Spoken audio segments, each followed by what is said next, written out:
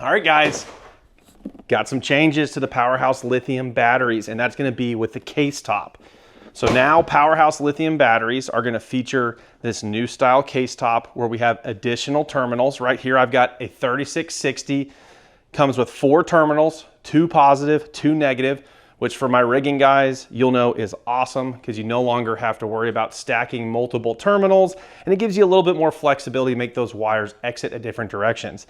Other really cool thing about the new case is it allows us to put a low voltage reserve button here on the side. What is really nice about that button, in the event you do run your battery dead, say you actually left your switch on and it let the battery drain down to 0%, instead of going through a wake up procedure, you can actually hit this button, it's gonna activate that battery and it's gonna take a charge.